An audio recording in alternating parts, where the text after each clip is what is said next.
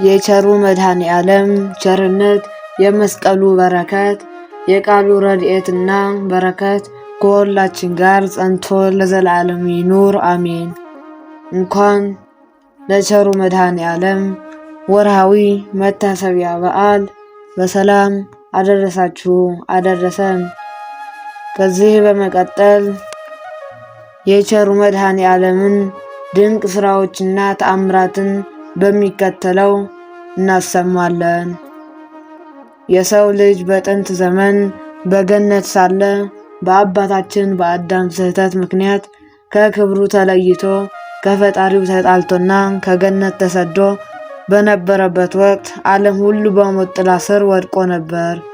ነገር ግን ቸርነቱና ምሕረቱ የማያልቅበት የፍቅር አምላክ አዳምንና ልጆቹን ለዘላለም ተጥለው እንዲቀሩ አልፈቀደም። ከ5 ቀን ተኩል በኋላ ከልጅ ልጅ ተወልጄ አድንሃለሁ የሚል የማይታጠፍ የምህረት ቃል ኪዳን ለአዳም ሰጠው። ያ የሺህ ዘመናት መጠባበቅ ፍጻሜ ያገኘው ጌታችን መድኃኒታችን ኢየሱስ ክርስቶስ ከቅድስት ድንግል ማርያም በቤተልሔም በሥጋ ተወልዶ ዓለምን ለማዳን በምድር ላይ በተመላለሰ ጊዜ ነው። መድኃኔ ዓለም ማለት የዓለም መድኃኒት ማለት ነው። እርሱ ካለማወቅ ወደ ማወቅ፣ ከሞት ወደ ሕይወት፣ ከባርነት ወደ ነፃነት የመለሰን ታላቅ እረኛችን ነው።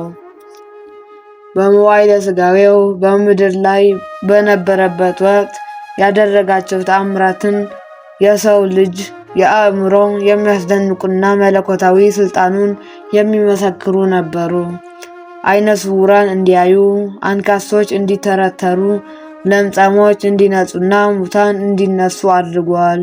በተለይም በቤታንያ የነበረው ወዳጁ አልዓዛር ሞቶ በ4 ቀን መቃብር ውስጥ መሽተት በጀመረበት ሰዓት ጌታችን ወደ መቃብሩ መጥቶ አልዓዛር ሆይ ውጣ ብሎ በታላቅ ድምፅ በተጣራ ጊዜ የሞት ስልጣንን አሸነፈው።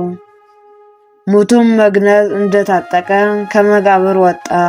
ይህ ተአምር መድኃኔ ዓለም የሕይወት ባለቤትና በሞት ላይ ስልጣን ያለው አምላክ መሆኑን ለዓለም ሁሉ ያሳየበት ታላቅ ክስተት ነበር። ደቀ መዛሙርቱ በባህር ላይ በማዕበል ተመትተው ሊሰምጡ በደረሱ ጊዜ እርሱ ግን በባህሩ ላይ እንደ ምድር እየተራመደ መጥቶ አትፍሩ እኔ ነኝ በማለትና ማዕበሉን ዝም በል ጸጥ በል ብሎ በማዘዝ ታላቅ ሰላምን አወረደ። ዛሬም በሕይወታችን ማዕበልና ችግር ሲበዛብን መድኃኔ ዓለም ሆይ ብለን ስንጮህ ወደ እኛ መጥቶ ሰላሙን ይሰጠናል። ሰላሙን ይስጠን። የመድኃኔ ዓለም ትልቁና ታላቁ ተአምር ግን በዕለተ ዓርብ በቀራንዮ አደባባይ መስቀል ላይ ተሰቅሎ የሰው ልጅን ሁሉ ከሲኦል እስራት የፈታበት ታላቅ ስራው ቀን መታሰቢያ ነው። ጌታችን በመስቀል ላይ ሆኖ ስለ እኛ መከራን ሲቀበል፣ ጎኑ በጦር ሲወጋ፣ እጆቹና እግሮቹ በሚስማር ሲቸነከሩ ያ የፈሰሰው ቅዱስ ደሙ የዓለም ሁሉ ቤዛ ሆነ። በመስቀል ላይ ሆኖ ስለ እኛ የጸለየው አባት ሆይ የሚያደርጉትን አያውቁምና ይቅር በላቸው የሚለው ቅዱስ የምህረት ቃል ዛሬም ድረስ ለእኛ ኃጥአን የንስሐና የይቅርታ በር ሆኖ ይኖራል። ሰኔ 27 ቀን ቤተ ክርስቲያናችን የመድኃኔ ዓለምን በዓል በታላቅ ድምቀት ስታከብር እንዲሁም ጥምቀት 27ም ታከብራለች። ጌታችን በመስቀል ላይ ሆኖ ዓለምን ማዳኑንና የሰጠንን ሰፊ የቃል ኪዳን በረከት በማሰብ ነው።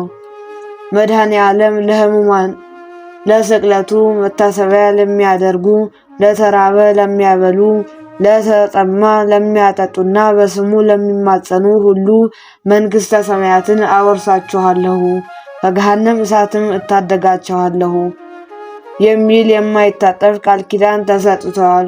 ከገሃነም እሳት ሁላችንንም መድኃኔ ዓለም ይሰውረን። ይህ ቃል ኪዳን የኃጥአን መሸሸጊያ፣ የጻድቃን መመኪያና የሁላችንም ተስፋ ነው። የመድኃኔ ዓለም ፍቅር ድንበር የለውም። እርሱ ጻድቁን ብቻ ሳይሆን ኃጥኡንም ወደ ንስሐ የሚጠራ የጠፋውን በግ ፍለጋ የሚወጣ ቸር እረኛ ነው። በስሙ ለሚማጸኑት ሁሉ መከታና መጠጊያ ይሆናቸዋል። በታሪክ ውስጥ እንደምናየው ብዙዎች በመድኃኔ ዓለም ጸበልና እምነት ተፈውሰዋል። ተስፋ የቆረጡትን ተጽናንተዋል፣ የወደቁትንም ተነስተዋል። የጌታችን የመድኃኒታችን የኢየሱስ ክርስቶስ ስንክሳርና ተአምር ተነግሮ የማያልቅ አይደለም። ዓለም ሁሉ በመጽሐፍ ቢጻፍ እንኳ እንደማይበቃው ቅዱስ ዮሐንስ በወንጌሉ መስክሯል። ስለዚህ እኛም በዚህች አጭር ዕድሜያችን የመድኃኔ ዓለምን ቸርነት እያሰብን በቃሉ ጸንተን እርስ በእርስ ተዋርደን በምግባር ታንጸን ልንኖር ይገባናል። የመድኃኔ ዓለም ቸርነት፣ የድንግል ማርያም አማላጅነት፣ የቅዱሳን ሁሉ ጸሎትና በረከት ከሁላችን ጋር ይሁን። አገራችን ሰላም ያድርግልን፣ ሕዝቧም ይባርክ፣ በቸርነቱም ይጠብቀን፣ አሜን። ከዚህ በመቀጠል ስንክሳሩ እንደሚነግረን ሰኔ 27 ቀን መድኃኔ ዓለም ክርስቶስ ዓለምን ለማዳን በቀራንዮ የመስቀል አደባባይ ላይ መከራን የተቀበለበትና ለሰው ልጅ ሁሉ የምህረት ቃል ኪዳን የሰጠበት ታላቅ ዕለት ነው። ይህ ዕለት ጌታችን 33 ዓመት ከ3 ወር በምድር ላይ አስተምሮ በሰውና በእግዚአብሔር መካከል የነበረውን የጥል ግድግዳ ያፈረሰበት ቀን ነው።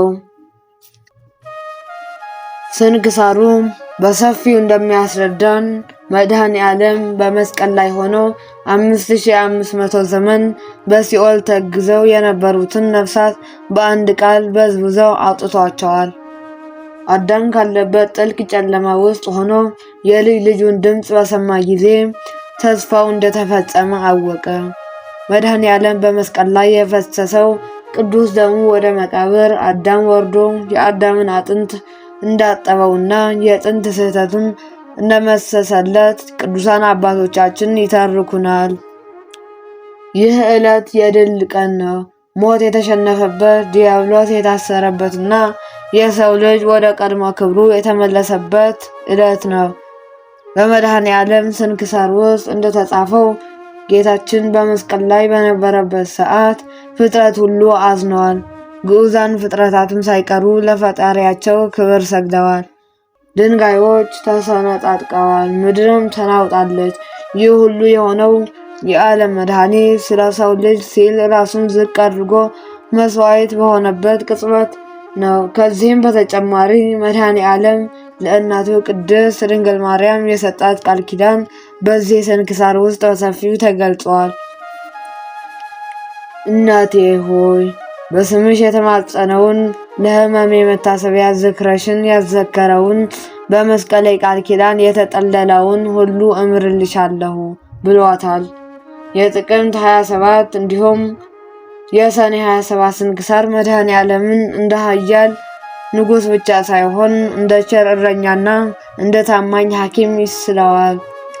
በደዌ ለተያዙት ፈውስን፣ በግፍ ለተገፉት ፍርድን፣ ተስፋ ለቆረጡት ብርሃንን የሚሰጥ አምላክ ነው። በመጽሐፍ ስንክሳር እንደተመዘገበው ብዙ ቅዱሳን አባቶቻችን በመድኃኔ ዓለም ስም ተማጽነው ባህርን ከፍለዋል፣ ሙታንንም አስነስተዋል፣ ተራራን አፍልሰዋል። ይህ ሁሉ ኃይል የሚመነጨው ግን መድኃኔ ዓለም ከሚለው ከከበረው ገናና ስሙ ነው። ስንክሳሩ አክሎ እንደሚነግረን ጌታችን መድኃኒታችን በመስቀል ላይ የተፈጸመው ስርየት ለሰው ልጆች ሁሉ እስከ ዓለም ፍጻሜ ድረስ የሚጸና ነው። ማንም ሰው በኃጢአት ቢወድቅና ቢቆስል ወደ መድኃኔ ዓለም የምህረት ባህር ቢመጣ ፍጹም ይነጻል። እርሱ የማይጨክን በደልን የማይቆጥር ምህረቱ የበዛ አምላክ ነው። ስለዚህም በየወሩ በ27 ቀንና በተለይም በዚህ በጥቅምት ወር ቃል ኪዳኑን እያሰብን በፊቱ እንሰግዳለን። የመድኃኔ ዓለም ስንክሳር የሚያስተምረን ፍቅርን እና ሰላምን ነው። ጠላትን ይቅር ማለትን፣ ለወደቁት መራራትን፣ ለተቸገሩት መድረስን ነው። እርሱ በመስቀል ላይ ሆኖ ጠላቶችን ይቅር እንዳለ እኛም በእርሱ ስም የምንጠራ ክርስቲያኖች ሁሉ ይቅር ባዮች እንድንሆን ያሳስበናል። ይህ ስንክሳር ታሪክ ብቻ አይደለም፣ ዛሬም በሕይወታችን ውስጥ የሚሰራ ሕያው ቃል ነው። መድኃኔ ዓለም በመስቀል ላይ በከፈለው ዋጋ እኛ የክብር ባለቤቶች ሆንን። ስለዚህም ስሙ ከፀሐይ መውጫ እስከ መጥለቂያው ድረስ የተመሰገነ ይሁን። የመድኃኔ ዓለም ቸርነት፣ የመስቀሉ በረከት፣ የቃል ኪዳኑ ረድኤትና የስንክሳሩ ቅዱስ በረከት ከሁላችን ጋር ጸንቶ ለዘላለም ይኑር አሜን። ከዚህ በመቀጠል በሰኔ 27 ቀን የሚነበበውን ስንክሳር በሚከተለው እናሰማለን። ከስንክሳሩ በፊት ግን ቪዲዮውን ከወደዳችሁት ላይክ፣ ቻናሉን ደግሞ ለማበረታታት እንዲሁም ከበረከቱ ተካፋይ እንድትሆኑ ቻናሉን ሰብስክራይብ በማድረግ በየቀኑ የምንለቃቸውን ቪዲዮ እንዲደርሳችሁ ሰብስክራይብ እያደረጋችሁ ከበረከቱ ተካፋይ እንድትሆኑ ስንል በቸሩ መድኃኔዓለም በትህትና እናሳስባለን። ሰኔ 27 በዚህች ቀን ከተመረጡ አርድእት ውስጥ ሐዋርያው ሐናንያው አረፈ። ይህንንም ቅዱስ ሐዋርያ በደማስቆ ከተማ ኤጲስቆጶስነት ሾሙት።